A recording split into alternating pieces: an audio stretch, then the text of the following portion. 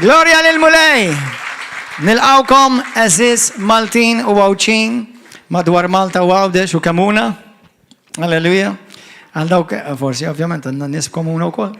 Għandna xi aħwa Maltin ukoll li jarawna mill-Ġermanja, minn Svizzera, mill-Kanada, mill-Awstralja li jsegwuna wkoll u għalhekk nilqawkom illejla dan il-messaġġ. Nemmen li dal-messaġġ ħajġib terremot fil-Knisja ta' Malta. Kattolika, Protestanta, Ortodossa, Evangelika, Pentekostali, Battista, dawnu mad-denominazzjonijiet, imma tajjeb li jġib terremot. Għaliex hemm bżonn. Allura, once li nibda b'dak li ħanitkellem il-lejla fuq u mhux ħanispiċċaħ il-lejla, ħajkun hemm tiċċassaw xi ħajkun hemm min ħajkun forsi jirribatti jew xi jagħmel sistej għandhom dritt tħabbel xi ħasek. Amen. Toqgħodu tirrispondu lil ħadd fuq il-Facebook jekk ma jsammux ismek. Taħlix ħin. Toqgħodx tirrispondi għalija u għal jekk xi ħadd jgħajjarni lili jgħidlu kompli tiqafx, jgħidlu Gordon tex kemm UPG. Jgħidlu grazzi tal-attenzjoni u tal-advertisement. Amen. Halleluja. Anzi, jekk tittati black eye lid-demonju, wara li sejtin magħhom għamel attachment ta' ismi u tal-River of Love ħalli jidħlu fuq il-Ministeru. Xi ħadd minnhom ħajsalva żgur. Amen. Mhux kull min jara l-post ta' River of Love kollha jgħajru da, hemm ħafna li jisimgħu u għandhom il-ġuħ qed ifittxu. Parti minn dak il-poplu jinsabaw ġew River of Love il-lejla. Amen, ġifieri tħaddux kasu. There is never such a thing as bad advertisement. Veru, brother? As simple as that. So, ma għajni tolbu, itlob miħaj. Itlob miħaj, ħalli l-mulej kompri jallimna, kompru nikbru, u nimmanda dan nimmatu daraw biex nkunu l-Knisja glorjuża li Kristu ġej għalija. Itlob miħaj minn qalbek, illu missi qaddis. Grazzi tal-kelma qaddisa tiegħek. Kellimni, għallimni, għatini għaċ għal-verità. Akkosta kollox. Spiritu Santu, inti l-għallim tijaj u nitolbok tatini revelazzjoni tal-veritajiet, tas-saltina għal-glorja tijak missir. Fissem Ġesu Kristu. Amen. Ilu iktar minn xar li l-mulejlu poġġi fuq qalbi biex inwassal sensiela ta' talim fuq il-Knisja Apostolika u l-Uffiċċju tal-Apostlu. Għaliex fejn m'hemmx għarfien il-bniedem il-Kristjan, ħajdu il-Kristjan. Il-bniedem Alla ma jistax jola spiritualment f'dik l-erja. Allura meta il-mulej irid jolli il-Knisja spiritualment ġifieri, kabbara, berika, iġib talim. Il-bniedem ma jistax jemmen fuq xi ħaġa li m'għandux għarfien fuqha. Tajjeb, il-fidi dejjem issegwi fejn hemm l-għarfien, fejn m'hemmx l-għarfien. Ma nafx naqbad nemmen fuqha di, x'm'hemmx għarfien. Allura, peress li l-mulej fil-grazzja tiegħu, fil-ħina tiegħu, id-dilka li poġġa fuq ħajti, inħoss ukoll responsabilità għaliex mhux kollha dejja li jaraw lilhom infushom bħala River of Love jiġu f'din il-binja. Hemm bosta li hemm barra għandhom il-ġuħ li għandek inti jsegwu bir-reqqa u jitalmu. Amen. Għalhekk ħanibdew number 1 morru fi ktieb tal-Efesin, morru ktieb ta' Efesin l-ewwel. Efesin kapitlu 4. Kulħadd għaw Malta żgur sema bil-kelma apostlu. U ħafna minnkom meta kontu żgħir, u probabbli ommok jew missierek meta tellajthomlu għalek int apostlu. Ma nafx in-nisa ġiel qalulkom int apostla. Għalkemm minn ftit oħra diskopru li hemm apostli nisa. Hemm apostli nisa fil-Bibja.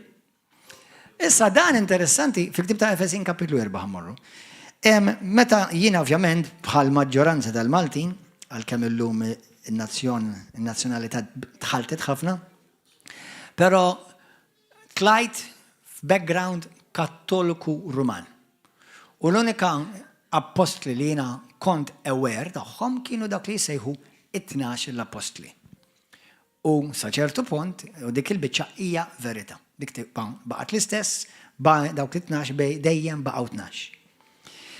Fil-ħdan sew, issa mux għod nżamjon denominazzjoni, imma id-denominazzjonijiet kollha kristjani, ħan nitkellem għal kristjani, mux ħan nitkellem għal dawk li jgħidulhom Christian cults, kull rispett lejhom minn per eżempju mhux ħan nsemmi Jehovah's Witnesses, Mormons, Christadelphians, kiena ħan nsemmi dawk li jemnu dottrini fundamentali kristjani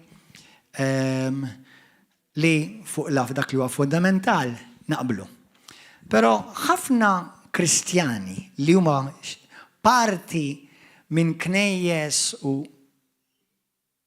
li jarfu li Ġesu, per eżempju, huwa divin, it-Trinità, l-Ispiritu Santu, dan it-talim jew qatt ma semgħuh m'għandhom xejn għarfien fuq u għaliex tagħmel differenza.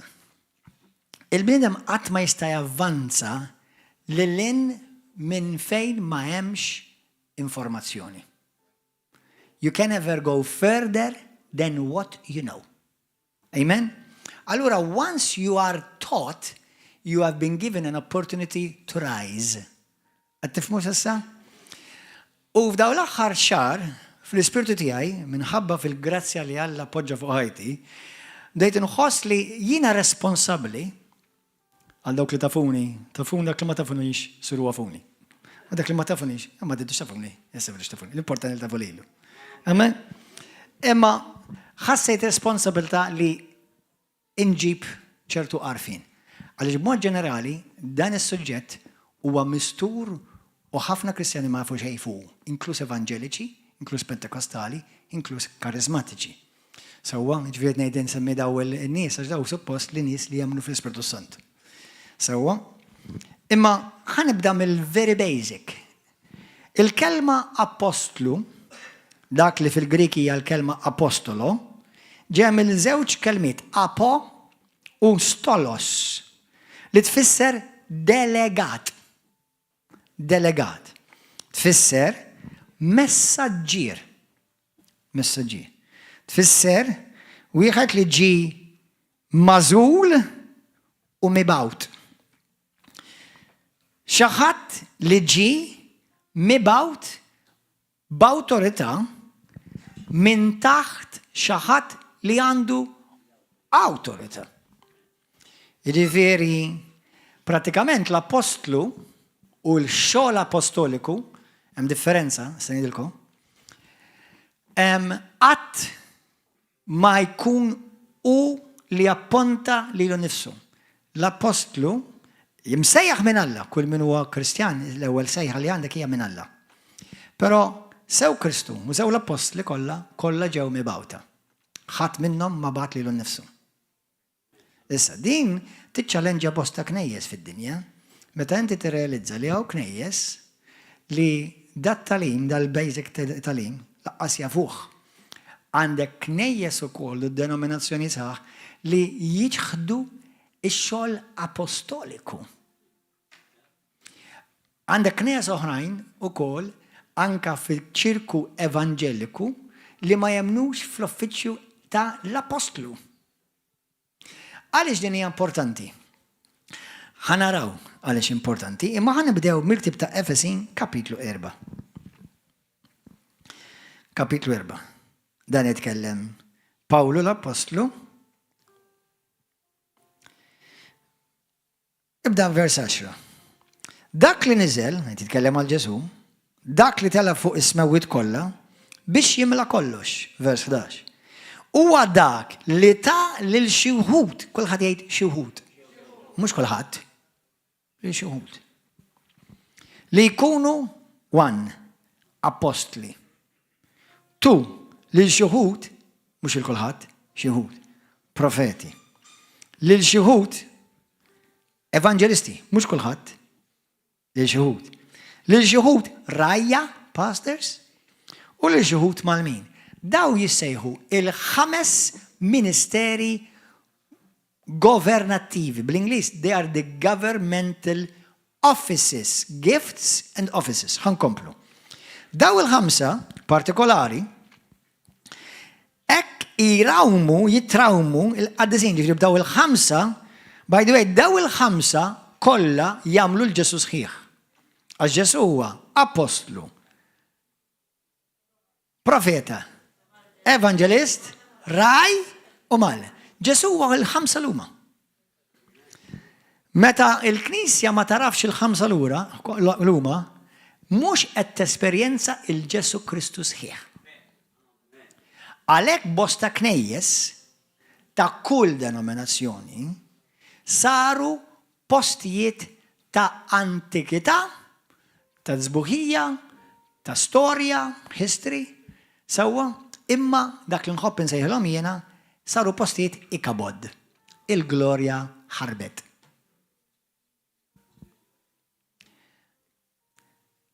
Mela, hekk jitrawmu l-qaddisina x-xogħol tal-ħidma tagħhom għal-bini tal-ġisem ta' Kristu. Mela xogħolhom daw huwa biex jibni l-ġisem ta' Kristu. Sakemm aħna l-koll naslu biex insiru ħaġa waħda fil-fidi. Kulħadd jgħid għad baqa' xogħol.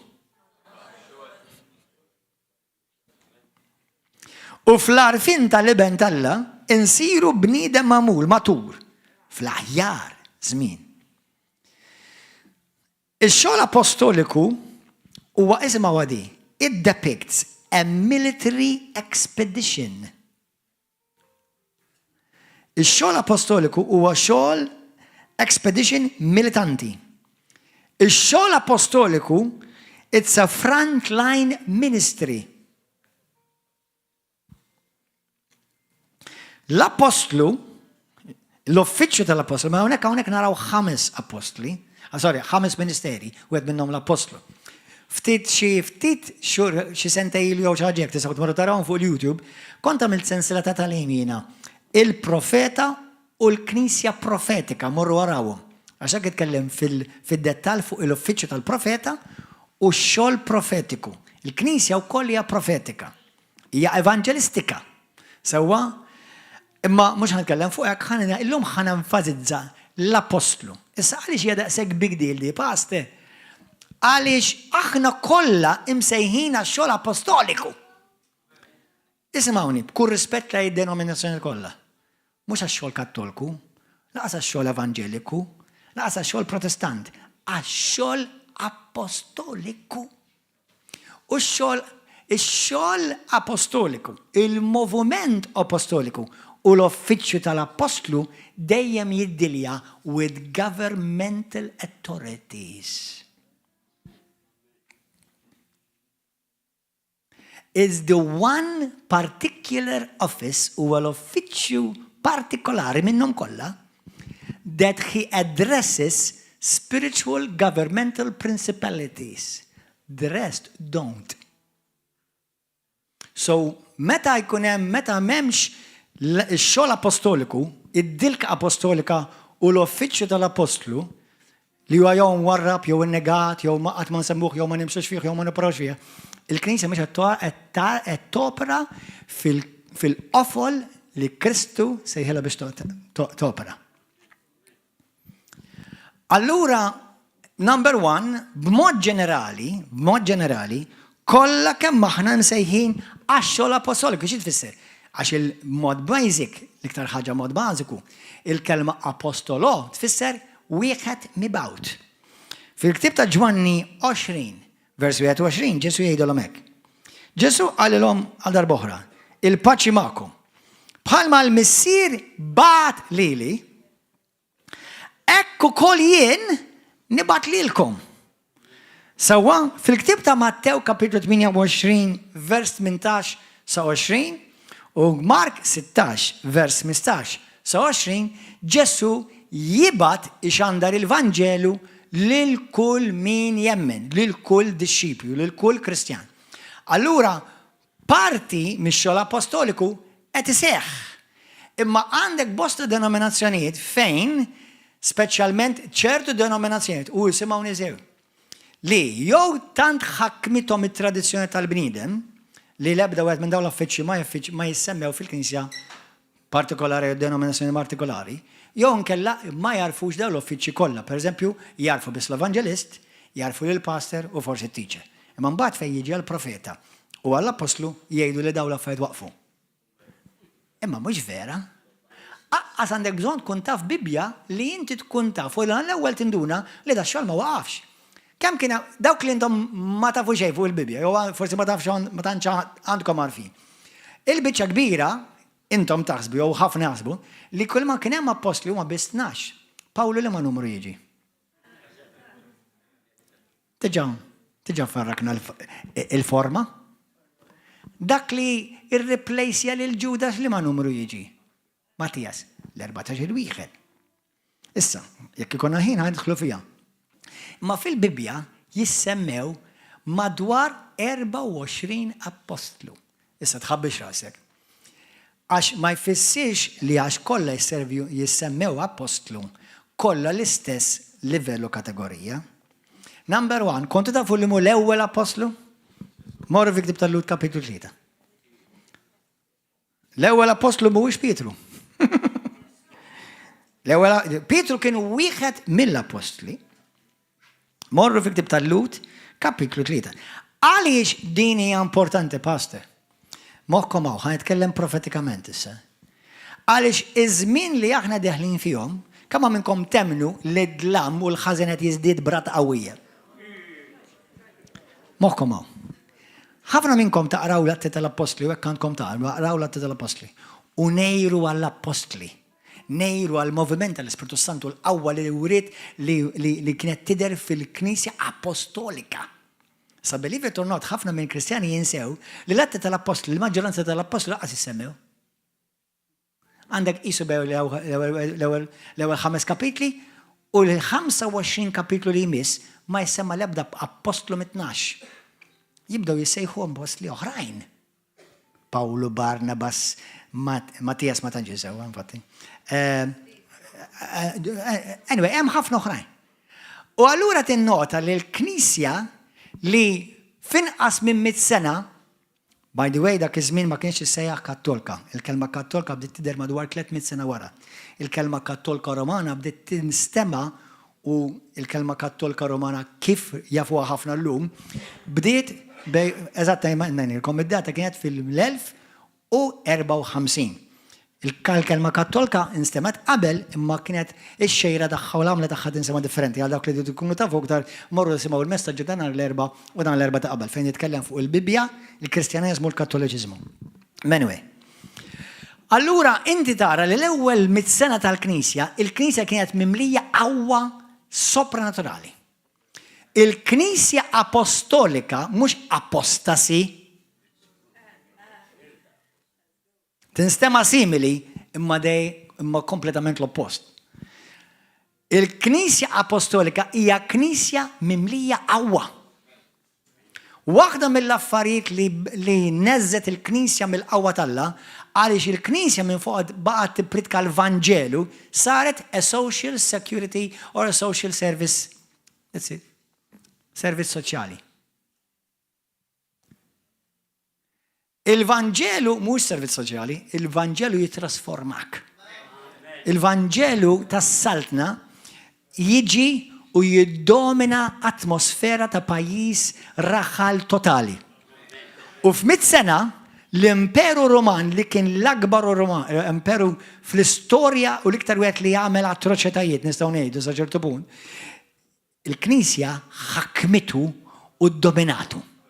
Imma mhux għax kellhom l-amara tajba da. U ħafna li nefs bih. U m'għandi xejn kontra l-amara tajba u li nefs bih. Imma dik mhix il-Knisja.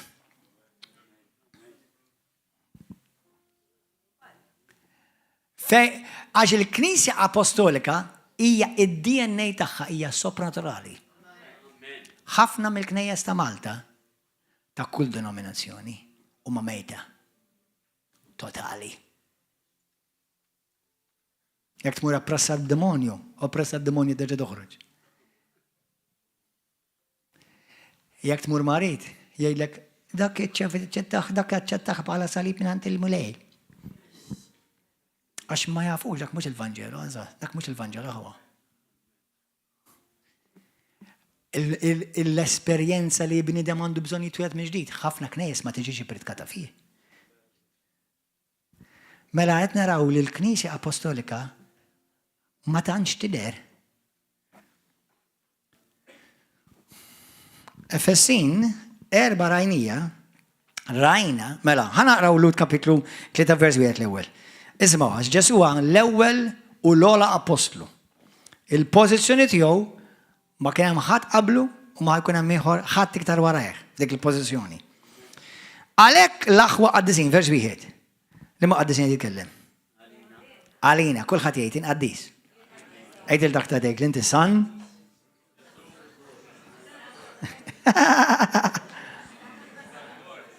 Amen, jiena San Gordon.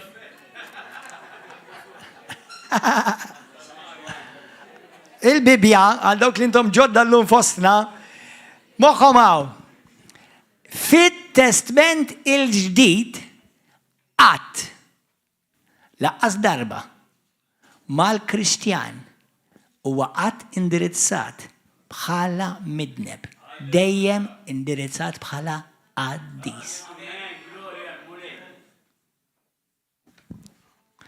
Morru simu l-messagġi taqbel. Anyway. Għalhekk l-aħwa qaddisin li għandkom sem fis-sejħa tas-sema aħsbu f'Ġesu l-apostlu u l-qassis il-kbir li aħna nistqarru. Mela Ġesu huwa l-ogħla apostlu. X'għedna jfisser apostlu? Wieħed li huwa ġie mibgħut. Ġesu għalinna bħalma ġejt mibgħut jien, hekk jien nibgħat lilkom. Mela l-Knisja, id-DNA tal-Knisja, hija l-Knisja li bena Kristu, hija apostolika. Rispett lej l-aħwa, ħuti li nħobbu jħobbuni, jekk ma tħobbunix ma tkomx qegħdin pożizzjoni tajba qudiem il-mulej. Mhux ovvja, messaġġ titħobbni bil-fors. Issa mhux bil-fors, you don't have to like me, but you have to love me. Hallelujah, I feel the love right now. Amen. Thank you, Lord. You don't need to love me, and you don't need to like me. I love me, and I like me. Amen. That would be a terrible life not to love yourself. Love your neighbor as تخوف بالله بالك نفسه. Amen. Gloria al-Mulay anyway. Mela, il-xogħol apostoliku huwa xogħol kulħadd jgħidha sopra naturali. Mark 16, jisimgħuha Mark 16. Mark kapitlu 16. Dan huwa il-ħidma apostolika. Issa nirringrazzja l-Alla għaw ħafna, u speċjalment f'din il-Knisja Apostolika River of Love, għaw ħafna li jaraw daw fl-affarijiet, noperaw daw l-affarijiet, bħalma tafu aħna hawnhekk kull ġimgħa naraw nisifi u nies jinħellsu mis-xitan, jekk tara xi ħadd jinħelles ix-xitan, tħabbilx rasek. Don't worry, mhux ġej fuqek. Jekk ma tistidnux. Tħabbilx rasek. Amen. Imma ġifieri m'għandekx għalfejn tibża minn xejn. Aħjar tibża fejn jmorru ċertu postijiet minn flok jgħidulhom għandek ix-xitan jgħidulek għandek marda. Muru tara il-psikjatra, mora u kol ma jkollok bżonn huwa tiġi eżorċitatek, ċili. Tidu tifmu, tidu tidħlu f'dil mentalità. Il-Knisja kif bnija Kristu, kif kienet tidher fi żmien tal-bidu, u l-Knisja kif tidher illum b'mod ġenerali.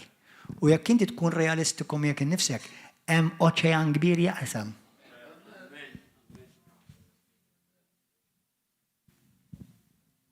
Issa, f'mentalità ludejja, għax aħna għal-kemm maħniex Lut Jews, imma il-fidi tagħna hija ludi fis-sens ludejja il-Messija u ludi. Irħili il-Messija tan-nazzjonijiet kollha ta' kulħadd għax huwa Alla, imma huwa ġej mill-poplu Ludi.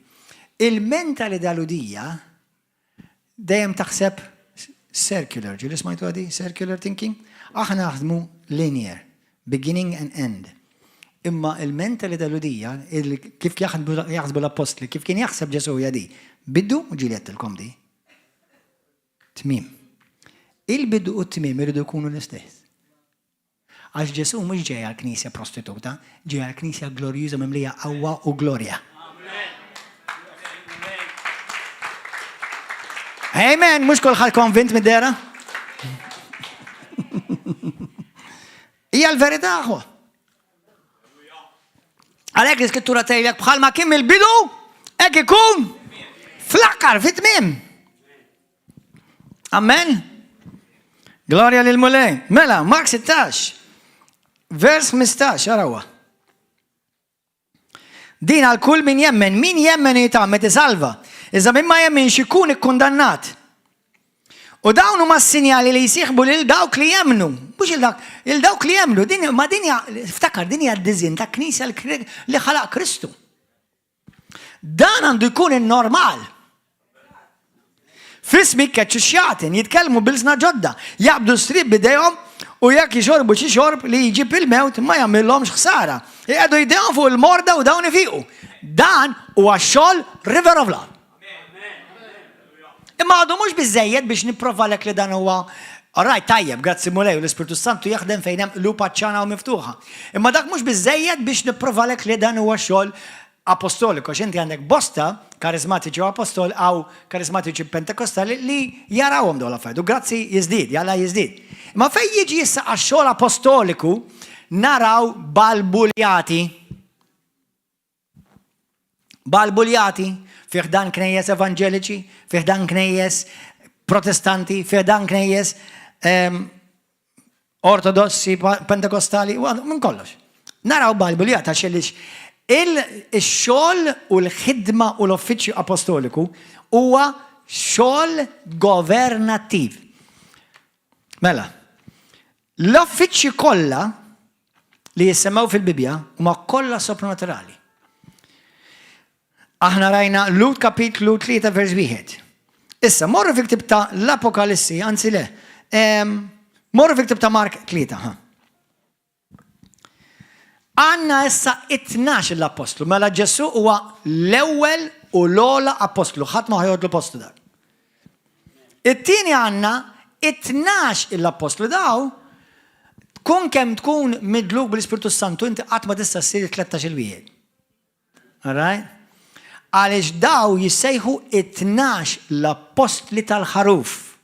Fis-sema, fil-ktib tal-Apokalissi, hemm 24 tron mdawwar ma' tron talla, fejn hemm minn fuqu il-ħaruf impoġġi. Hemm 12 fuq naħa u hemm 12 fuq oħra. 12 minnhom jirrepreżentaw l-apostli u 12 minnhom jirrepreżentaw it-tribù ta' Iżrael. Wieħed jirrepreżenta l-Antik Testament u l-oħra jirrepreżenta t-Testament tal-Ġdid. Patt Antik u Patt Ġdid. Amen? Issa. Jekk aħna naraw il-ktib ta' Mark kapitlu 3, naraw fej Ġesu għażel 12 l-apostli, ħana naqrawhom malajr, just in case jiena naħseb il-maġġoranza tagħkom di b'xi mod jew ieħor tafuha, għax mhix neqsin minn dan it-tip ta' għarfien, imma ħana naqrawha just għall-ġurament biex ngħidu rajnihom peress li qed nibnu sensiela ta' talin. Min vers 13 naraw tela fuq il-għolja u sejjaħ lejn dawk li rid, sejjaħ lejn dawk li rid.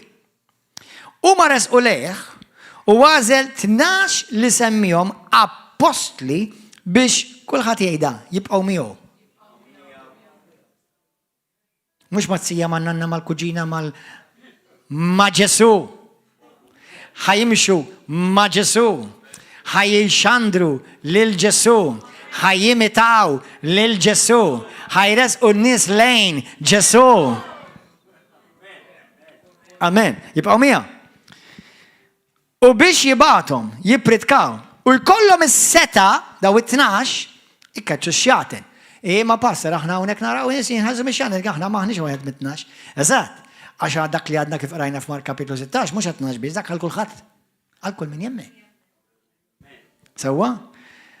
Għax il-Knisja hija apostolika, xi ħaġa li ma nixtieq nagħmel xi darba teaching fuqha ma m'għandix ħin imħabba il-ħin li għandna qasir, hija li matul iż-żmien il-mulej ġab fil-ġisem ta' Kristu irrestawra matul iż-żmien, speċjalment anke ma' dawn l-aħħar 100-200 sena, irrestawra lura movimenti, revelazzjonijiet li kienu fil-bidu tal-Knisja, imma l-Knisja matul iż-żminijiet tilfithom. Għaliex il-Knisja għal madwar 1000 sena kienet biss istituzzjoni pagana u l-qawwa ta' Spiritu Santu ċaw ċaw. L-uffiċċji daw l-ħamsa ma kienux jissemmew. Tifhem? Għalhekk inti b'sab kull rispett ħadd mhux qed nipprova nattakka ħadd imma ħanallem id-dottrina. Ismawni, għalhekk inti fi ħdan Knisja ta' Ruma ma tisma' l-ħadd jgħidulu pastor, kollha assis. Ma tisma' ħadd jgħidulu l-apostlu, assis. Ma tisma' ħadd jgħidulu għallim, assis. Ma tisma' ħadd jgħidulu profeta, assis. Meta kull rispettu mimħabba l-uffiċċju ta' assis fit-testament il-ġdid ma jeżistix. Għaxa kien biss taħt it-testament il-qadim. Aħna issa sirna poplu saċerdozju għaddis. Ħalli. Amen. Għawġud minnkom ħajkolkom tamlu ħafna homework. Amen. Ma l-isimawa. Għandek Mark kapitlu 3 minn vers 13. Ġesu għazel u beda jsemmi daw 12. Il-Pietru u l-ġagbu ta' Zabidew, Ġwanni u ġagbu li tommi u koll isem ta' Boanerges, iġifiri u li tirrat. Indri u Filippu, Bartolomeo, Mattew u Tomas u ġagbu għal-few Taddeo u Xmun il-Kanani u Ġuda l-Iskariota dak li tradiħ. Ma daw kienu 12. Issa skont l-Apokalissi, sew kapitlu 3 u postijiet oħra tgħidlek la dawn huma kienu l-pilastri tal-Knisja. Dawn huma l-Bibja tgħidlek il-apostli tal-ħaruf tal-la. The 12 apostles of the Lamb. Mela 12 will never be 13. That's it, 12. Infatti tant kienet importanti li jkunu 12 li meta Ġuda ittradixxa li Kristu maritala skont l-Atti tal-Apostli kapitlu 1, tgħidlek l-apostli qalu hemm bżonn li xi ħadd joħodlu postu ħalli jibqgħu 12. Għax il-numru 12 is a governmental number. 12 means government. Għattifmu għazzi saħwa. Issa, punt li ta' mela najna Ġesu l-ewwel apostlu, t-tieni għandek 12 l-apostli, ftit ilu rajt video fuq ċertu website ta' dawk li jgħidulhom Kristjanizmu għax intom mhux ħad tkunu tafu jekk ma tkunux malmin u mrawmin. Għalhekk intom tiġu u titgħallmu. Ismawni. Hawn ċertu Kristjani li jsemmu l-Ġesu u jekk għandhom il-Ġesu jagħmlu f'Ġesu Kristu għal bentalla u divin u mietu għamilin wit ħajsalvaw. Sewwa? Però ma jemnux lafdaw il-5 ministeri, jon kella xidnej minnu u tleta minnu ma jamduhomx, ma jamnux fil-fejqan, ma jamnux fil-lingwi, ma jamnux fil-dona tal-Spiritu Santu. Dawk jissejħu cessationism bl-Inglis, ġeja mill-kelma to cease, iġifiri jemnu li daw l-affarijiet kollha xwaqfu ma l-ewwel 12 apostli. Issa jena bdenejt imma deġ daw x'Bibbja jaqraw. Mela jekk nemnu li ma kien hemmx apostli, l-Apostol Pawlos sa jaħlu. Il-Apostol Barnabas sa seħlu. Il-Apostol Titus sa seħlu. Il-Apostol Timotius sa seħlu. Għax daw kollha jsejħu apostli fil-Bibbja. Imma kategorija oħra. La jieħdu l-kategorija ta' Ġesu. U laqas jieħdu l-kategorija ta' 12 l-apostli tal-ħaruf. Imma ma tistax tgħidli li waqfu l-apostli għax Ġesu għal ċar fl-Evanġelu għal jien nibatilkom apostli u profeti u dat jitkellem fil-futur.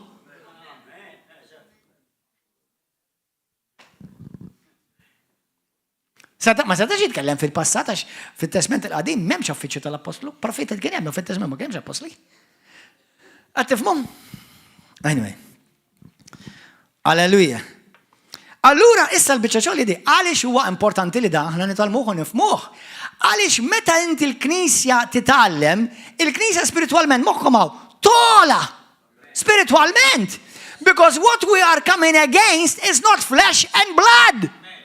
Dak li aħna nitqabdu miegħu mhux il-ġisem imma diaboliċi demonji spiritwali fir-rem spiritwali li l-unika soluzzjoni hija jekk il-Knisja tqum u ssir il-Knisja li Kristu ħalaqha biex tkun Knisja apostolika mimlija bil-qawwa tal-Alla.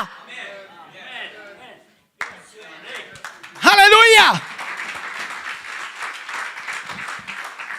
Għalhekk l-ewwel 100 sena il-Knisja apostolika ġarfet u għafġet l-ikbar imperu li d-dinja qatrat? X'taħseb? B'kull rispett, naf li tuħdux għalikom, taħseb li ħakmet l-Ewropa għax marret birek bil-ilma? Come on, aħwa!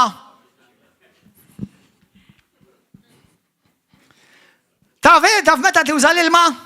Meta titlef id-dilka. Għax li tissib xi ħaġa xi tmiss għax issa tlift il-viżjoni.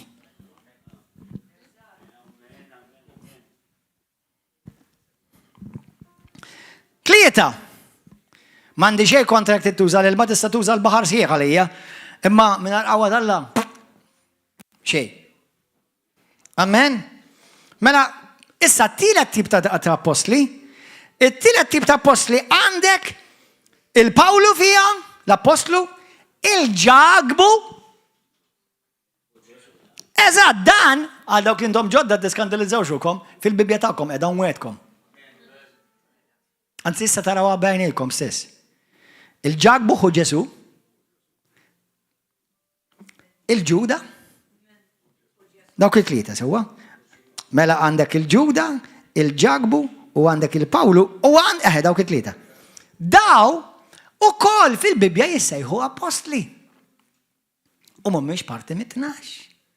Imma x'inhi differenti daw għaliex daw uniċi mill-kumplament ta' tnax ta' qabilhom u ta' dawk li ġejjin warahom. Għaliex? Għax daw b'eċċezzjoni kienu jafu l-Ġesu. Daw ukoll huma parti minn dawk l-apostli li ffurmaw darba l-dejjem id-dottrina apostolika li ħadd ma jista' jżid inaqqas minnha. Għalhekk għandna l-Bibja, għalhekk għandna l-ktieb ta' Ġud, il-ktieb ta' Ġagbu, indunajtu l-qatt ma kienu apostli daw. Dak kif daħlu fil-kodba qazzar il-tri tagħhom.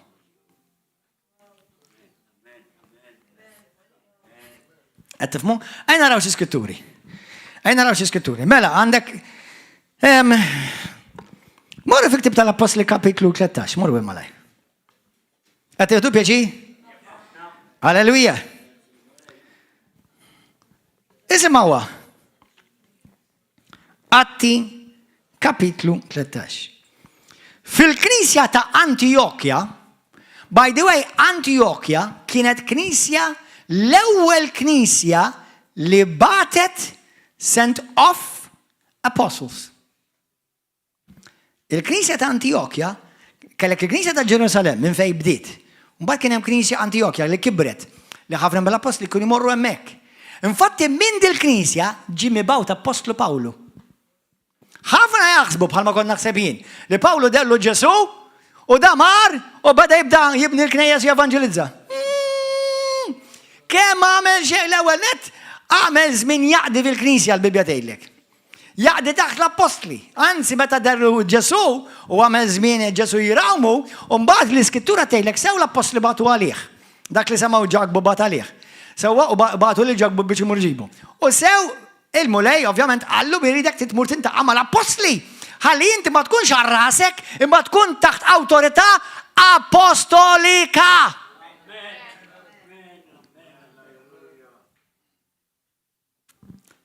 Għax passer il-mulej se jaħli, tajjeb, taħt min qiegħed, taħt li awtorità qiegħed.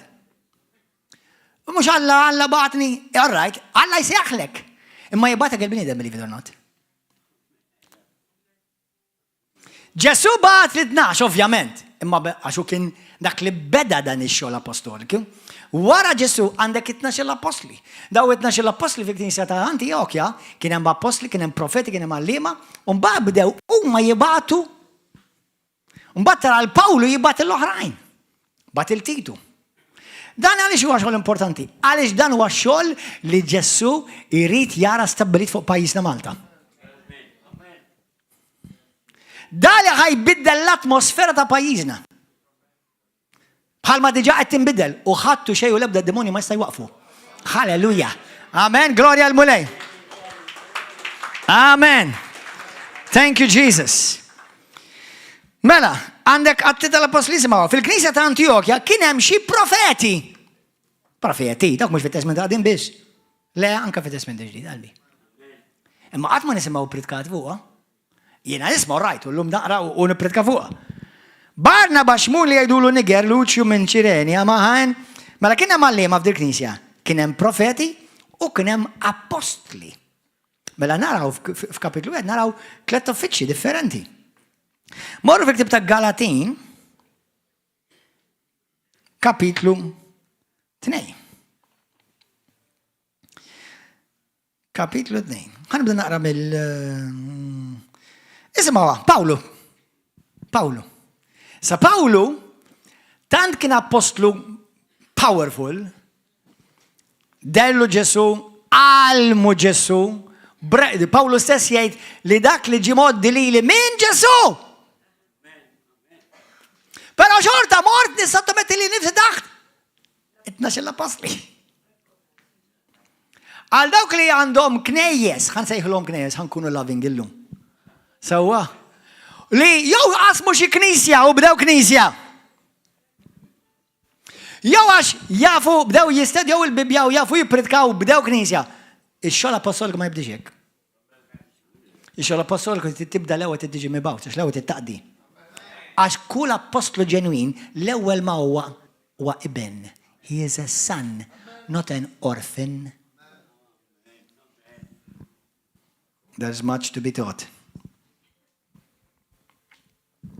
Anyway. Mela, Galatin ħanibdaw vers wieħed. Wara 14 sena erġajt tlajt Ġerusalem għax kien diġà kien Ġerusalem. Flimkien ma Barnaba u ħadd miegħi lil Titu wkoll tlajt hemmhekk wara li kelli rivelazzjoni u jiena qed qudiemhom lil mexxejja u lenin waħedhom u rejthom l-Evanġeli qed inxandar fost il-ġnus biex ma nkunx ġrejt jew qiegħed niġri għal xejn. Madankollu anqas Titu li kien miegħi li hu Griek ma kienx imġija li jkun ċirkonċiż iżda minħabba xi wħud li rridu jiżattu. Naħseb għandhom xi kuġini jiġu River of Love.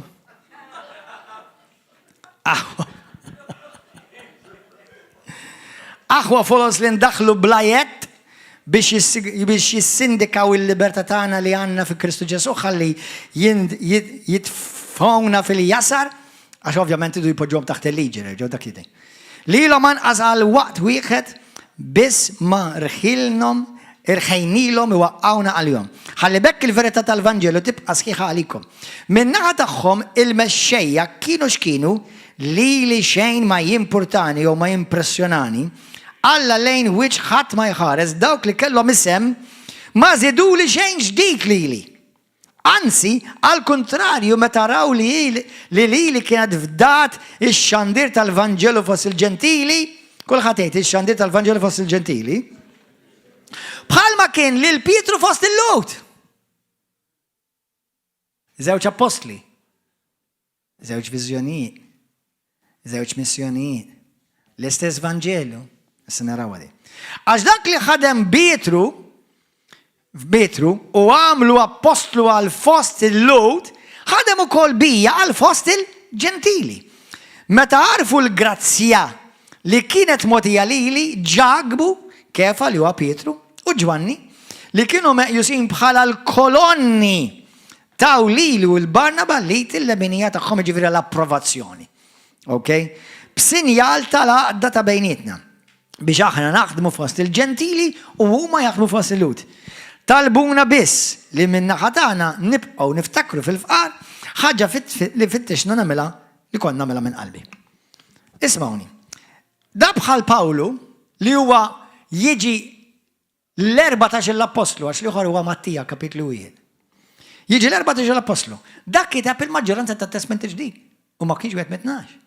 Jiena ftit ilu ngħid dal-video ta' xi ħadd li huma minn daw il-Kristjani li ma jemmnux fil-fejqan, ma jemmnux fil-ħelsin, ma jemmnux fil-lingwu, ma jemmnux fid-doni. U ma nafx x'jemmnu. Sewwa, what a pity ġifieri jekk għandek demonju tmur hemmhekk id-demonju ħajqa' fik. Sewwa, li qal ma hemmx iktar apostli fit-Testament il-ġdid u dan għandhom website kbira, mhux ħanagħmel l-advertisement għax hija ma affarijiet tajbin fiha. Imma jekk ma tkun sod biżżejjed ma jkollok ċertu maturità ma taraf hemm ċertu affarijiet. U da bdejt ngħid imma da kif? Dan li ma Bibbja jaqra. Għax dawn huma basics, għas għandek għalfejn tagħmel xi teoloġija, għax inti kull ma tagħmel naqa' 1+1. Għas għandek għalfejn tkun taf il-Bibbja actually. Għax inti taf li Pawlu apostlu, taf li Mattija ġie apostlu ma diġà għandha 14 kif ġedej li ma fiktar apostli. Imma hemm tudruni oħra għax hemm 12 oħra wara. Imma mhux l-istess kategorija. Imma hemm għax Ġesu għadu ħaj. Il-Knisja, il-missjoni tal-Knisja ma tbidlitx. Għada l-istess missjoni apostolika. Għalhekk importanti li intom kunu tafu dawn l-affarijiet għaliex Alla irid jolli l-Knisja mhux biss tar-River of Love, imma ta' Malta kollha biex il-Knisja ta' Malta tkun Knisja glorjuża apostolika mimlija bil-qawwa tal-laqgħa opera f'ordni divina.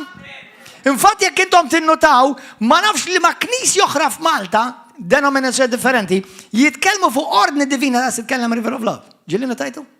Għaliex? Għax il-xogħol apostoliku, one of the main missions is to bring divine order.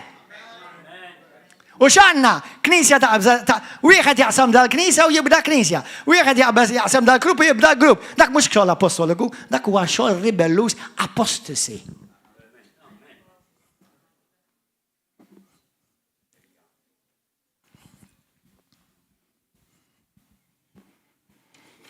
Amen? Mela, ħankomplu. Għanna Ġud kitab litra ta' Ġud. Li huwa nofs hu Ġesu. Issa, għal dawk li intom qed tisimgħu din l-ewwel darba, isimgħuni waħwa. Marija u Giuseppi, li Giuseppi ovvjament rabba lil Ġesu bħala ibnu, ma kienx ibnu għax missier Ġesu kien Alla tas-sema, sewwa li kien nafuha. Imma fin-natural ħaħsibuhu u l-Bibja tgħidilna f'Mattew anke Luqa li Ġesu sottometta sew lej Marija u sew lej Giuseppi għax kienu l-ġenituri tiegħu. Imma issa l-Bibja tgħidlek f'Mattew kapitlu 1 l-aħħar vers tgħidlek li Giuseppi ma kienx jaraf ma kellux jaqsam ma' Marija sakemm kellha Ġesu. Sa għal-mija għal skrittura tafu li Marija kellha ruxma ta' tfal wara. Tiskandalizzani di tagħmel differenza? Le. Għaxej, ma taffatu la zidlu u laqqas naqqasli. Għalija setat ma kellix iktar tfal. Imma l-Bibja tgħidlek li kellek iktar tfal, naf li hawn minn Knisja hawn minn Kattolċi ma jaċċettawx li. Imma l-Bibja qiegħda di ċara, mhux qed ngħidha jiena. U jekk inti vera temmen li Marija kienet imbirka fost in-nisa, fil-kuntest ludi iktar ma kien ikollok tfal, iktar kont tkun imbirek. Bil-kontra! Anzi jekk ma kienx ikollok tfal, kont tiġi mistkerħa. Anybody home? Mux vera? F'kuntest ludi iktar ma mara kella tfal, iktar kienet jusa imbirka. Għax ma kellhomx Facebook biex jċekkjaw. Amen. Għalija seda ma kellix. Ma tagħmilx differenzi għax jiena wara kollox, kun rispett, waqt li nħobb il-Marija, ma mhux wara Marija qed nimxi wara Ġesu. Qed tifhmu? Jiġifieri kunu maturi u għarfu għal-verità ma tinbidel għal ħadd. Amen? Halleluja. Mela Ġud kien nofs hu Ġesu. U l-Bibja tgħidlek Ġwanni kapitlu 7 tgħidlek ukoll. Għandek Mattew kapitlu, għandek Mark kapitlu 6, għandek Mattew kapitlu 13. Kollha jgħidulek li kien Issa morru ġakbu kapitlu 1 malaj. Galatin wieħed, qed tuħdu pjaċir? Għax qed nipprova nilħaq għadadni fit-tieni page waħ messax il-waħda.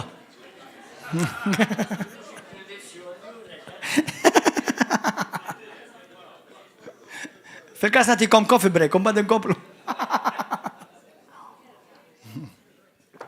Alleluja. Amen. Mela, Galatin kapitlu 1, araw ġej.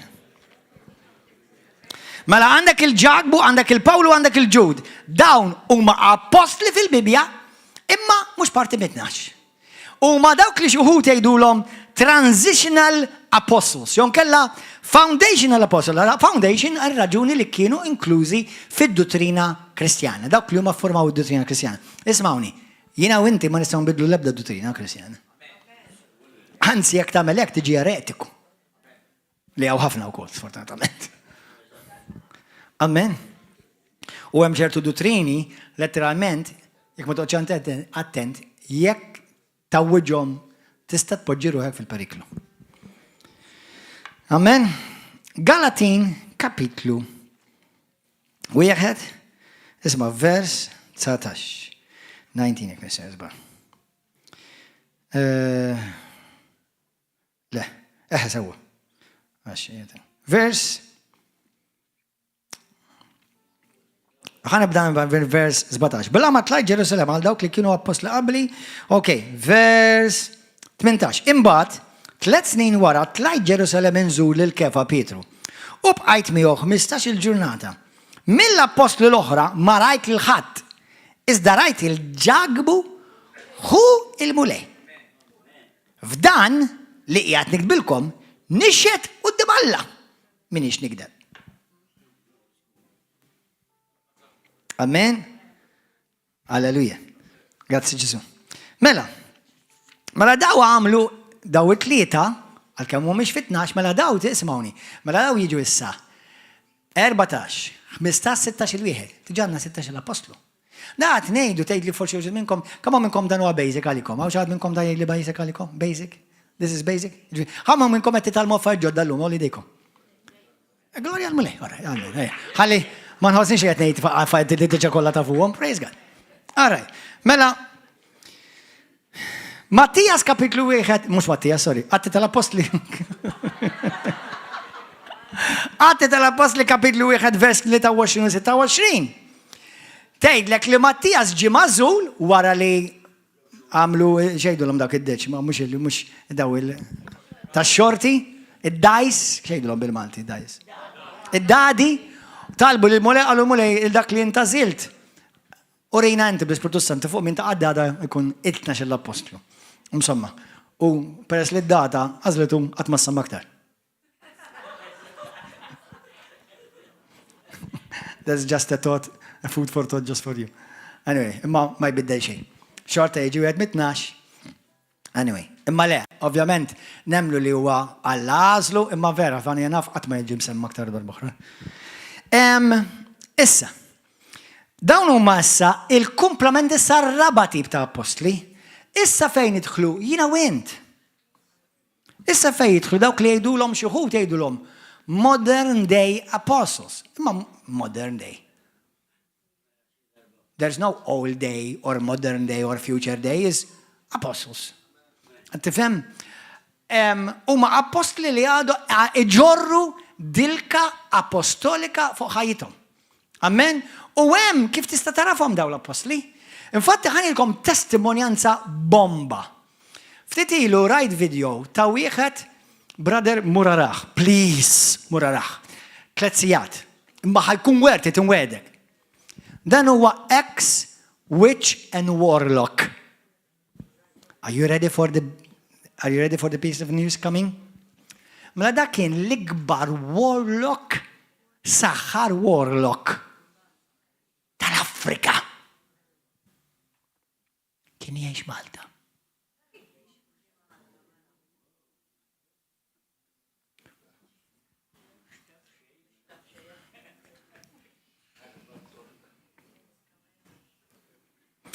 Pero ħanidilkom kemm hu kbir il-mulej.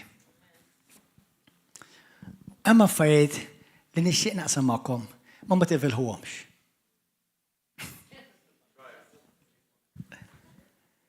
Żommu għajnejkom fuq Ġesu. Żomm qalbek miftuħ. Ejdlu mulej kellimni. U Alla jkellmek. Anyway, da intaqa' ma' ministeru apostoliku. Ma mhux hawn fl-Afrika. Għal meta jiena provajt u nipprovaw nibatu saħtijiet u mamulijiet kontra dan il-persuna u l-ministeru tiegħu, l-number one kien ministeru ta' qawwa, ministeru ta' talb, kulħadd jgħid talb. Ħafna minnkom ma tiġu qatt għat-talb. Talb? Għal u l-qawwa peress li kellu dilka apostolek fajtu dar-raġel u l-ministeru kollu tiegħu, id-demonji u sħaħar ma setawx jersqu leh kemm il-mil il-bot. 70 mil il-bot minnu. Illum dar-raġel sar ta' Kristu. Illum u apostlu u profeta. Għandu ministeru kbir. Imma salva u waħda mill-affarijiet li qal u nixtieq li ħafna jisimgħuha u jieħdu sewwa bis-serjetà. Qal I would not encourage anyone not to be under an apostolic covering. Why? Think. An apostolic anointing dilka apostolica, is the only anointing that confronts diabolical spirit realms in the heavenlies. Mux ġivin għoddu nġibu għam nitfawam fuq l-arta u kazdem dawn bħal għamlu xuħut. Kazdem dawn fej għalbi, fej ħadibatu. Imma Meta jkun hemm ministeru apostoliku jopra f'ordni divina kif suppost biblikament, il-Bibja tgħidlek il-ministeru u d-dilka apostolika tbiddel pajjiż. Tbiddel id-DNA tal-pajjiż.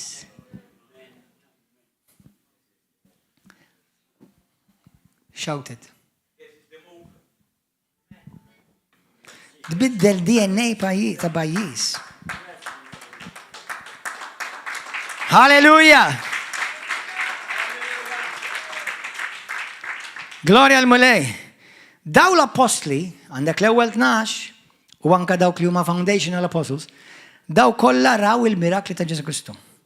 Daw, speċjalment 12, għalhekk ħadd minnhom ma jista' l-ebda apostlu l ġurnata jista' jkun wieħed minnhom, għaliex kellhom ikunu xhieda tal-ħajja ta' Ġesu, tal-mewt u tal-qawmin tiegħu.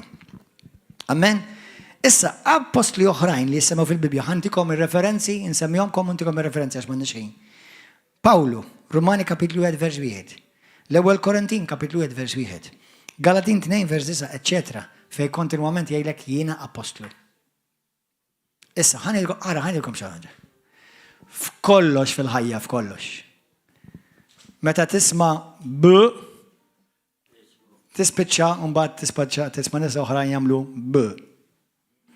Imma ma jfissirx għax xi ħadd qabad messaġġ u farku allura ma nippredkawx. Mela ippredka għallem u eduka. Għaliex fejn ma jkunx hemm għarfien, inkella jkun hemm iktar konfużjoni. Fejn hemm l-għarfien, il-fidi tista' tiżdied u l-Knisja tikber u tola. Di qed tifhmu? Għaliex nifhem, f'Malta mhux daqshekk fuq dan il-att ta' apostli u xogħol apostoliku, għax diġà ngħidilkom li nħoss fl-ispirtu tiegħi li din hija xi ħaġa li hija ġdida għal pajjiżna, ġdida mhux fil-Bibja qiegħda, jien nafa u jien nimxi fiha, imma f'Malta dom l-affarijiet ġodda dawn l-affarijiet, which is a pity, għax qabel ma ġie fl-Italja, l-Ingilterra u l-Amerika ġie Malta l-Evanġelu. Ma forsi aħna konna l-bidu, aħna ħankunu dmi. Just a thought. Just a thought. Anyway, imma kemm importanti li inti tifhem dak li blajna tal-lat nipprova ngħaddilkom aħwa. Li inti tkun taħt ministeru apostoliku. U meta tkun taħt ministeru apostoliku, inti ħadd opera l-ewwel qabel kollox bħala iben. Mhux bħala orfni, bħala naġa, mhux bħala moża.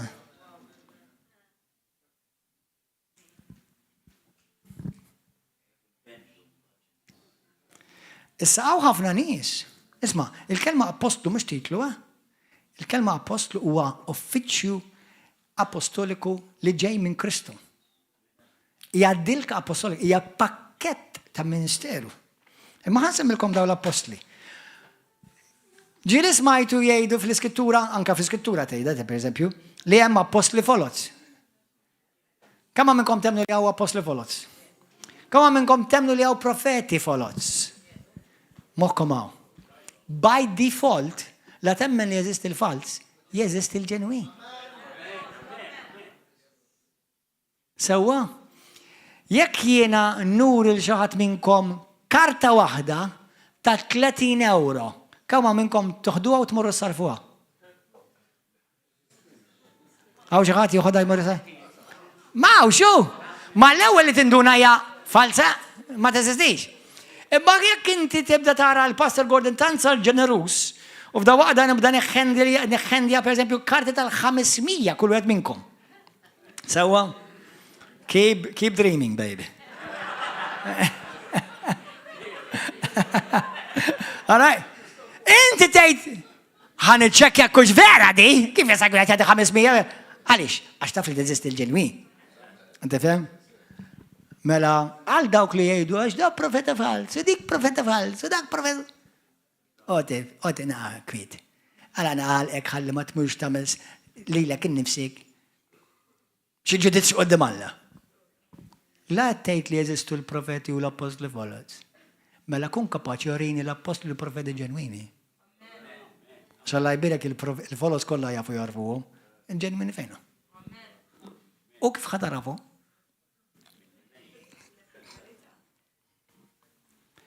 U ħanitalmu kif tarfu. U ħanitalmu kif noperaw. Aħna tiġan operaw, just I never brought the teaching. Imma now that I'm bringing the teaching, every one of you is gonna come up. Issa la għanġi pedalta, jimma sa kolla kamilkom ħatole. Amen, kemm minni niprit, kax I lost time. Għadu l-ħin. You want more. Ħan semmilkom daw l-apostlu malajr, isma. Mela għanna il-Pawlu l-apostlu. Apollu. L-ewwel Korintin 4:6-3. Epafroditu. Filippin 2, vers 25. Hawnhekk Pawlu jsejjaħlu il-messaġġieri, il-kelma messaġġieri, il-kelma apostolu. Okay? Ġagbu, dak li huwa nofs hu Ġesu, Galatin kapitlu 1 vers 17. Barnaba. Atti tal-Apostli kapitlu 14 sew taqraw u kapitlu 13. U l-ewwel Korintin kapitlu 9 vers 5-6. Andronikus, daw kollha apostli fil-Bibbja semmew, Romani kapitlu 16-7. Infatti Andronikus kellu il-mara tiegħu jisimha Ġunja u l-Bibbja tgħidlek f'Romani kapitlu 16 vers 7 it-tnejn jissejħu apostli. Amen. Infatti kienu għaw min jemmenu jaħsbu li kienu parti mill-familja relatives ta' Pawlu l-apostlu. Titu, tini Korintin kapitlu 8 vers 23. Daw kollha jsejħu apostli fil-Bibbja. Mbagħad għandek 2 Korintin kapitlu 8 vers 18 u vers 23 hemm żewġ apostli imma ma jissemmewx isimhom. Jissejħu simhom imma Pawlu jsejħilhom l-aħwa apostli. Jgħidulhom l-aħwa. Okay? Għandek il-Timotju fejn jissemma Timotju għal apostlu l-ewwel Tesalin kapitlu 1 vers 1 u l-ewwel Tesalin kapitlu 2 vers 6 u għandek Silas l-ewwel Tesalin kapitlu 1 u anka kapitlu 2. Pawlu kellu żewġ ulied, mhux tnejn, kellu ħafna infatti, imma tnejn minnhom partikolari jsejħilhom apostli. Titu u Timotju. Jsejħilhom l-apostli għall-Knisja. Amen? Issa, il-Knisja vera hija apostolika. Praise and worship team, please. Da ma jfissirx li kull min huwa ministru ħajsir apostlu. Però kull min huwa Kristjan huwa suppost ġa parti minn Knisja apostolika. U kull min jifhem dawn l-affarijiet, mhux bil-fors, number one, inti tista' tkun parti minn xogħol apostoliku, imma mhux bil-fors apostlu. Għax mhux il-Bibbja tgħidlek, mhux kulħadd huwa apostlu, mhux kulħadd huwa profeta. Imma kulħadd huwa xi parti minn xogħol profetiku, xogħol evangelistiku u xogħol apostoliku. Amen? Allora, issa xi ħaġa interessanti, l-Apostlu Pawlu ma kienx jissejjaħ apostlu mal-ewwel. L-ewwel kien jissejjaħ diaknu, u mbagħad kien jissejjaħ għallim. Jiġifieri di tallimna, jekk taqra tal-apostli, li bniedem jista' għandu jibda minn bidu bħalma jibda kull tarbija. U inti tista' tikber. Sewwa issa hawn min jieqaf ċertu mhux livell għax inti da mhux kwestjoni ta' minnu l-ogħla u minnu għax daw il-5 kollha bżonn jużi. Sewwa, imma xi ħaġa unika mal-uffiċċju tal-Apostlu, number 1 l-ewwel Korintin kapitlu 12 vers 28-30. Tgħidlek l-ewwel fil-Knisja Alla poġġa lil min? Lil min? Apostli. Għaliex? Għax huma aktar ħelwin u gustużi? Le, għax huwa l-ewwel ministeru li der fil-Knisja. Ma tarax il-profeta l-ewwel, dak kien fit-Testament tal-Qadim, orajt, u għandna fit-Testament tal-Ġdid. Imma l-ewwel ministeru li Kristu waqqaf huwa apostlu. Issa xi ħaġa interessanti, l-apostlu u x-xogħol apostoliku, jekk ikun xogħol ġenwinament apostoliku, tara l-ewwel 5 joperaw fil-Knisja. Issa jekk tkunu Knisja ta' 5 tiġix tgħid li għandna 5 ministeri da? Għaxaw knejjes, kemm qegħdin fi Knisja? 10. U aħna għandna apostlu, għandna profeta, ma għandkom kongregazzjoni ta' 5 u għandkom 5 ministeri. Ovvjament, tifhmu? Mhux kull kongregazzjoni ħajkollha daw il-5, imma meta kongregazzjoni tikber u x-xogħol u apostoliku ħajkun ħafna iktar likely, possibbli u probabbli li daw id-doni jkunu jeżistu. F'dil Knisja hawn min huwa għallim fl-uffiċċju tal-għallim. Għaw din il-Knisja minnu fl-uffiċċju tal-Evanġelist. Għaw din il-Knisja minnu uffiċċju ta' pastor. Għaw din il-Knisja minnu uffiċċju ta' profeta. Ovvja għaliex ovvja. Apparti li huwa xogħol apostoliku, imma wkoll għax hemm ċertu ammont ta' nies li huma parti minn dan il-moviment li issa d-doni kibru. Amen, il-ministri kibru. Amen, aħwa? Halleluja. Apostolic ministry, l-xogħol ministeru u l-Knisja Apostolika, hija dak li hemm semmija mill-bidunet u hija għat-trawim għat-training tal-qaddisin kollha. Mingħajrhom daw ix-xogħol minn dan ix-xogħol. Ara, jekk inti tifhem. Għaw knejjes madwar id-dinja ta' kull denominazzjoni li number one il-binja qatt ma tagħmel il-Knisja. Żammuha f'moħħkom di. Tajjeb li kollok binja, imma l-binja qatt ma tagħmel il-Knisja. U għall-poplu li huwa Knisja. Alright? Imma għaw knejjes u binijiet li ma jeżisti xejn minn dan qed insemmilkom il-lejl aħwa.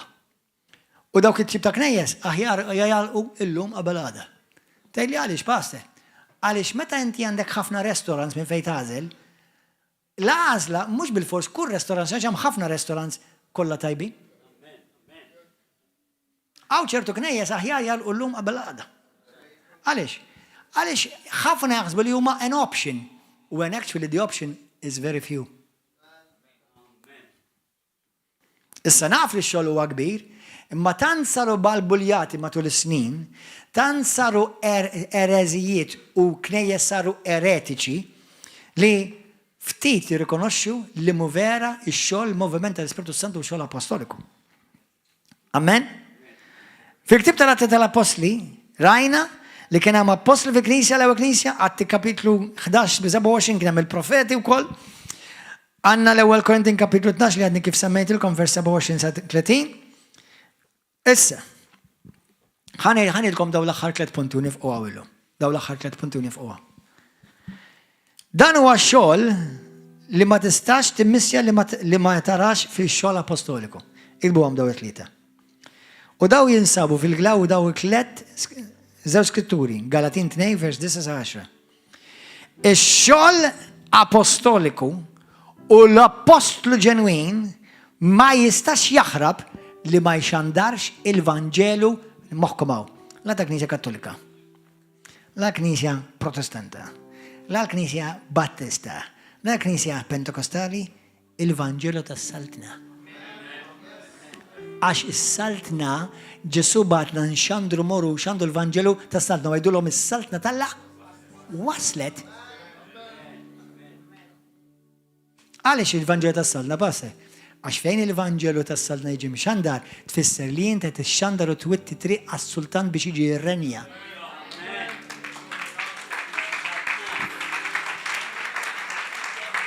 Amen. Ixxandar il-Vanġelu, mela il-massaġġ tal-Apostlu ġenwin huwa l-Vanġelu. Il-Vanġelu tas-Saltna. Amen, mhux il-pjan jew il-social welfare. Il-Knisja mod ġenerali u anke speċjalment dik ta' Ruma tilfet il-qawwa talla ta' fejn għandilkom għaliex għassaret just a social welfare society. That's it.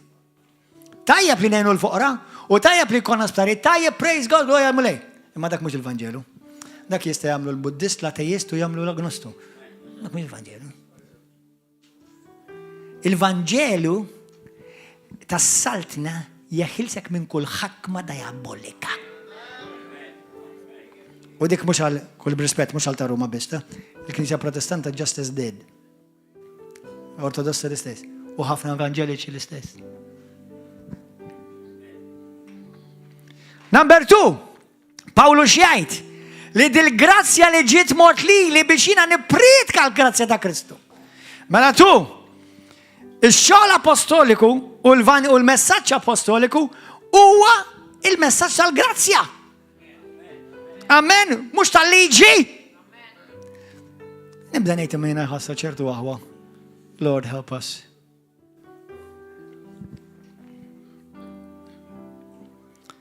It's the gospel of grace li huwa bl-aktar mod ċar.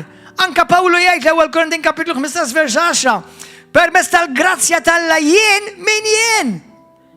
U bl-istess il-grazzja tiegħu jien ma nħlejġ ħini u ħdim tal-xejn imma jien ħdim iktar minn daw kollha. U l-grazzja tal-la fija ma ġietx moħlija. Number 3. Is-sisimawni, ħani qafaw illum. Għad baqa li madwar 5 pages oħra.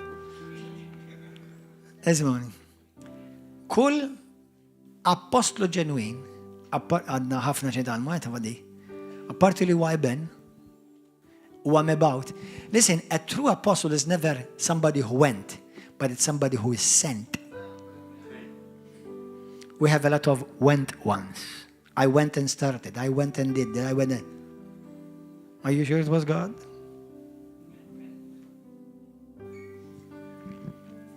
Għax ma qbilx mal-pastor u allura bdejt il-grupp tiegħi. You're an apostasy now. U għat irrit insemmi wkoll ix-xogħol apostoliku li l-aħwa u ħbieb kattolċi jisemmu wkoll. Irrit insemmija fil-tagħlim li ġej wkoll. Għax għandna kattolċi li jisemmu successjoni apostolika. Ġilis ma jtuha di? Apostolic succession? What is it? Tajba, ħażina, verità, nofs verità, biċċa verità, xej verità. X'inhi? Ħanaraw xtejt il-Bibja? Unka ħanħarsu lejn l-istorja. Amen? Mela fejn hu x-xogħol apostoliku vera, paste? Tarfu mill-froti. Tarfu mill-froti. Però tista' tarfu mill-kelma wkoll x'qed jiġi mixandar. Jekk tmur xi knisja jgħidulek, isma' hemmhekk jaqgħu taħt il-qawwa tal-dak mid-demonju. Number 1, mem lebda dottrina taqa taħt il-qawwa tal-la. Imma ħanejlek, ħanwedek. Jekk il-qawwa tal-la tinżel fuqek, mhux taqa' jippejstjak mal-art. Imma periklu għal dawk li jxebħu x-xogħol tal-Ispiritu Santu mad-demonju. Qed ngħidlek mhux jiena biex ma ngħid il-ħatu qata ġifieri. It-tieni, meta xi ħadd jibda jinħeles mix-xitan jgħidulu dak ix-xitan ta' jagħmlu oqgħod li ma tmux qed kanta fuq il-ġenna li qatt waħa tara.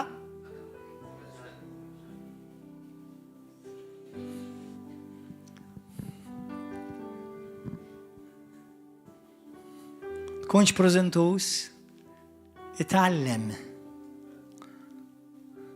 Kun umli. Mela il-Vanġelu tas-Saltna huwa xogħol tal-grazzja u anke jġi mxandar il-grazzja tal-la. U number 3, u ħaniqafaw.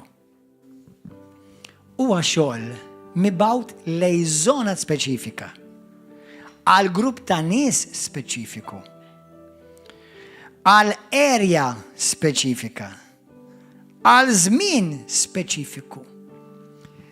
Għandna 12 l-apostli, kollha differenti. Semmejnilkom 12 oħra apostli, kollha differenti. Mela l-apostli kollha jekk hemm xogħol apostoliku ġenwin, xorta ħajkun hemm ħafna differenza. Però ma jistgħux jivarjaw f'dawn it-tlieta. Il-Vanġelu jibqa' l-istess. Il-messaġġ tal-grazzja jibqa' l-istess. Ix-xogħol tal-Ispiritu Santu jibqa' l-istess.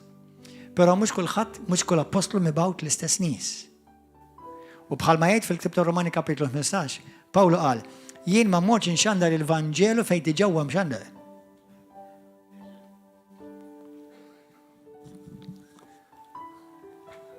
Darba ħanidikom dil-istorja u ħaniqafaw, I promise.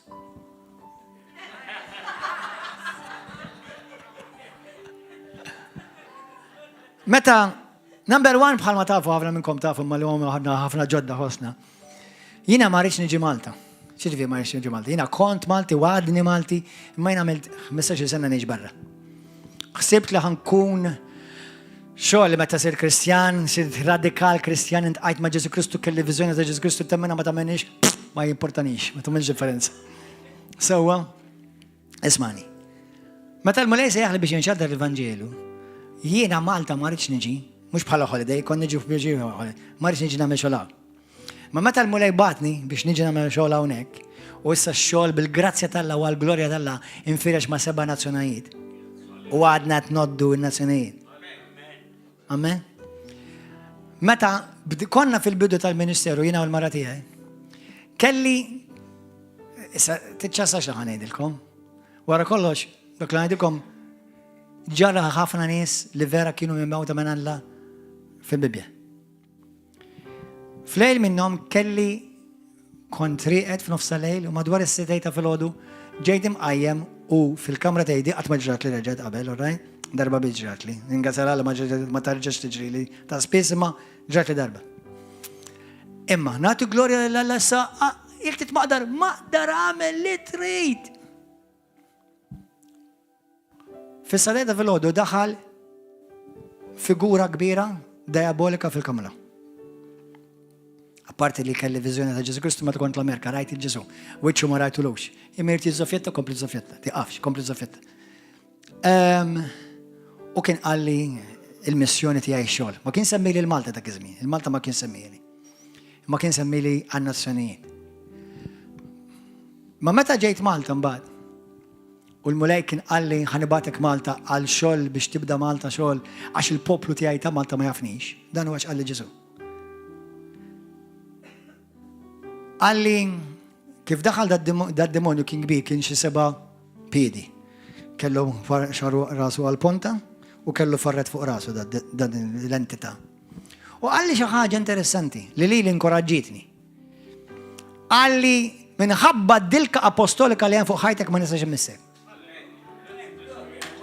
Issa, nagħti glorja għal-mulej, itolbu għalija x'jiena bniedem bħalkom. Tifhem is-saħħa tiegħi fl-Ispiritu fi Kristu biss. Imma l-bniedem ta' Gordon John Manxie tkellmu mal-mara, ma tgħidilhom xejn. Għax fil-naturali, Marjela ma żewġ l-apostol, żewġet il-Gordon John Manxie. Qed tifhmu? Imma meta bdejna x-xogħol l-ewwel darba il-Gżira, hemmhekk kien bdejna l-ewwel xogħol. Ma nafx jekk kontx hemm inti preżenti dak iż-żmien, imma kellna vandaliżmu mal-bib. Ma nafx jekk tiftakarx. Fir-Rudar Ġan. Kellna vandaliżmu, ġew jispunna l-bib ta' barra hekk, għajdu baltu, u għamlunna ruxmata posters, jinsulentawni. Jinsulentaw lili. U kitib li jitra xaħat, 5 paġni, għara kemm uħobni, kemm id-dedika li ħin. Biex tiddedika ħin ta' 5 paġni li xaħat, 5 paġni. Dak kollu li ngħid nagħti biż glorja lill-Alla x'mingħajru ma jiena xejn. Imma niftakar għalli dal-klim. Għalli l-Vanġelju tixxandar inti ilu ma jinstema fuq pajjiżna minn mindu Pawlu l-Apostlu ġie Malta. 5 paġni jipprova jisħitni u jagħmilli minn kull xi ħaġa. Kollha marru lura għandu. I send it back to sender. In Jesus' name. Għax inti ma tista' qatt tisħet dak li Alla birek.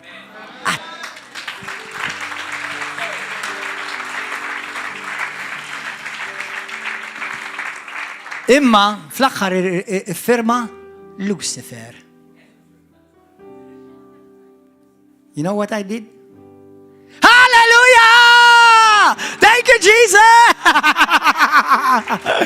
Xa taħseb li għamil mort nibżana bil-pipijew? The gospel of the kingdom is advancing. Hallelujah! Grazie Gesù! Il-Vangelo ta' salta ti avvanza. Jiena mien xejn, bħalma qal Pawlu, ħmieċ tal-art. Jekk jarni ġaħat ħmieċ mhux ħanu għalija. Ma jaqbillux għalik li tgħidli ħmieċ lili. U d-dimalla ma jaqbillekx li inti tgħidli ħmieċ. U laqqas H. Ma jaqbillekx u d-dimalla li tgħidli. Jiena ma nħux għallem, inti ma jaqbillekx u d-dimalla tgħidli hekk. Sewwa? Ma l-lejla. Irridek tamel pass, tamel deċiżjoni. Illu mulej, illu jien irid nkun parti minn din il-moviment tal-Ispiritu Santu li int batt f'dan il-pajjiż u li jidher il-frott ma' kull settur f'dal pajjiż. Ma rridx indoq trombi għaliex il-mertu huwa biss ta' Ġesu. Imma Alla jrid isib il-ġaħad. Alla dejjem qiegħda b'nibniedem. Dejjem qiegħda biħmara. Jew mara. Jew raġel. B'xaħat qiegħda. Kull ma jrid Alla lilek minn għandek tobdi. Mek tobdi. U tikkoopera. Alla jbirkek. Alla jollik. Mhux inti tollilek innifsek, Alla jollik. Amen. Inti titbaxxa. Sewwa? وياك تفتح خلقك ميك شو تدي الجلوريا كلها للجسم. آمين. هللويا. أيان أمم بلفقة.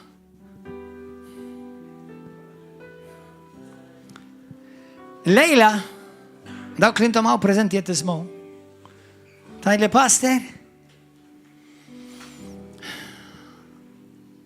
الليلة نعرف السيخة ليام فوق حياتي بحالا كريستيان بحالا فاميليا ريفر اوف لاف.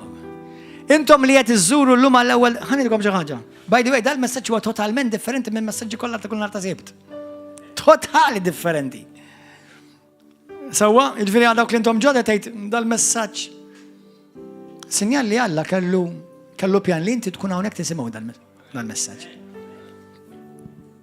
ايش حتعمل هسه بالمسج تجسو ياك انت ما تكونش مولد من جديد ده شيء من ده ما تصدقوا ده تكون مولد من جديد تقول لك حياتك فيرامنت تا كريستو. امين. هوب الكل خات ما في تدخل الفيريتا تعمل كومبروميس على الخات.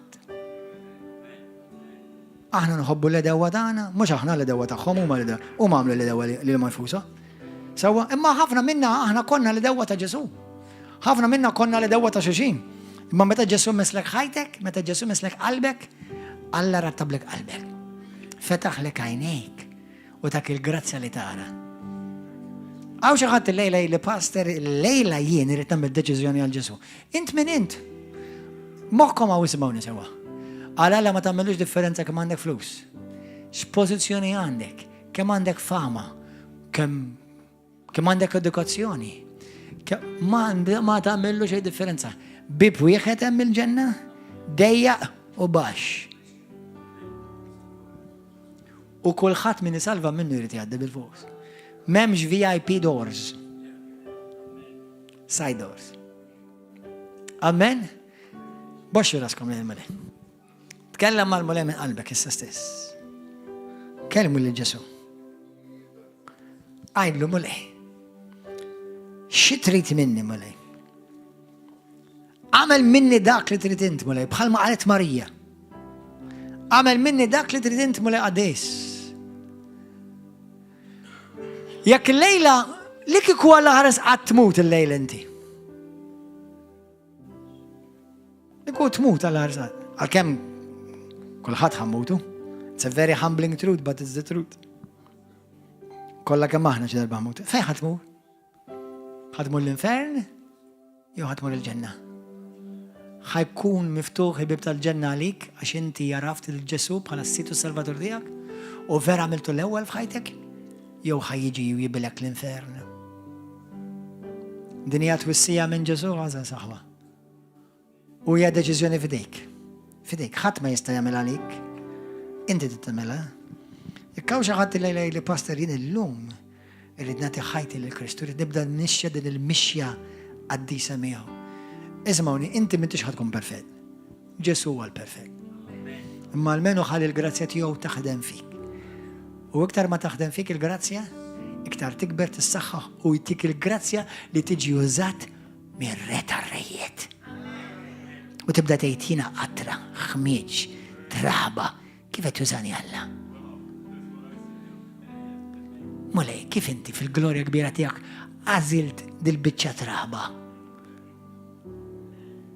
اما ده أسيك يحبك أسيك يحبك المولاي مخي وما نفهميش ما بقلبي تفرح نفرح بيها أو شغلت الليلة يقول لي ده هلا ودر بيت لباستر اللي منه يرم نشينا مد التجزيوني بش حياتي تكون فيرا كريستو قولي ديك أو شغلت الليلة وديك أو شغلت يخور تبزاش تستخيش توش تستخي أو شغلت يخور أو شغلت يخور قولي ديك أو شغلت يخور باي ذا واي على داو كلينتو فورسياتكم جود داو دي مش باستر دي تفسر لنا هنقلب ريليجيون أنت هتخلي الريليجيون كله وهتلتقى مع جسوك وتبدأ ريلاتسيوني حية ميو مش اشتعلب ريليجيون انت تتخلي الريليجيون كله وراك لقد ما فايقتك قد ما خلصتك قد ما ناتفتك قد ما سالفاتك ويكون لك انكونترو حي مع جسو ايش ريليجيون احنا تنشندرو جسو كريستو ملبدا ريليجيون أمين. أو شاتي هور ليديك. هللويا. ليديك شاتي هور مين كتير؟ أم ورا مين أنتم؟ كل واحد تبشر راسه. كنتي تتعمل دلازلة الله ياف قلبك. الله ياف فين أنت اللي أنت فوق يوتيوب فيسبوك تلفزيوني أيدي تربى ورايا من قلبك. إدلمولا يا قديس. Grazie a ابنك جسوم. نملي روحي قدامك مولاي. ونطلبك. جسو. أغفر لي ذنوباتي. أغسلني بالدم بريتيوس تياك. يدسبتشيني داك من دربة دنيبل كونتريك مولاي. امليني بالمحبة تياك بالباتشي تياك وبالسبيرتو السانتو. أعطيني الجوع عليك مولاي. ممشين مخبي قدامك أو على قديس. ما نمن اللوم بقلبي كله. لي انتي تتشتاني في حدانك. مولاي تياي ولا تياي. نمن بقلبي كله لي انتي متلية فوق الصليب. ما تلت يوم رجعت رششتايت بالقوة المسير لسبرتو السانتو. ولوم انت حاي مولاي. يا في قلبي وبوجي فوق ترون تحيتي. اللوم بحال ماريا نعيد لك. مش دكليرتين مولاي. ما دكليرتين. حيصير مني سكون كلمتك. وزعني مولاي على الجلوريا تياك. أعطيني الكوراج باش نكون البرسونا اللي انت تريدني نكون. أعطيني الكوراج نعرف ونمشي في الفيريتا تياك. مش لنفتش لنعجب البني آدم. ما فوق كلش لنعجب ليلك. بلوم القدام ندكيانا من فمي جسو ينا تياك. ينا تياك مولاي. وليلك نعطي جلوريا وتفخير من قلبي. كسر من فوق حياتي كل انفلونسا دايابوليكا. كسر من فوق حياتي كل سبيرتو خزين وسخطة وممول اللي لعدو جاب فوق حياتي. جسو السبيرتو تياي روحي مخي وجسمي نفريهم ليلك. على الجلوريا تياك مسير. أمين أمين. يا كنت عندك الطلبة من قلبك فيرا إن سالفاتلو. البيبيا تايلك لأول جوان كابيتلو 5 فيرس 11-13. وديني يا الشيدة اللي احنا عنا اللي من عنده لبن عنده الحياة دايم. ما عندوش لبن ما عندوش الحياة دايم. وقدان كتبتوا لكم بيش انتكم تكونوا تعرفوا من عنده لبن تلا عنده الحياة دايم. كنت فيرا عرفت الجسوب خلاص ايدك والسلفادور تياك. انسى انت من انت افتكر قدام الله لا هي لي well done my apostle لا well done my pastor لا well done my king or my politician well done my servant. كلنا نؤمن فيهم سووا الأبوستل البروفيت كلها يزستوا كلها نقرأ فيهم ونريدوهم في حياتنا. أجدكوا أبارت من كنيسة أبوستل كريستوم. ما قلبك الله دوك طيبين. ما قلبك الله يريد يعرفك ليلك بحال عيبان. وهنيدلكم حاجة. على كم في الشغل أبوستلكوا لولا أفتشوا هو أبوستلو. إما لولا أفتشوا من أبوستل تفشنو إبن. Son. He loves you because you're his son. He loves you because you're his daughter. And he defends you and he blesses you and he saves you because you are a child of the king. Hallelujah! Hallelujah! Amen! الباتشي معكم أخوة يوتيوب فيسبوك تلفزيون نراكم أي وعدة كانكم اكتر جوخر جوي عادة الباتشي معكم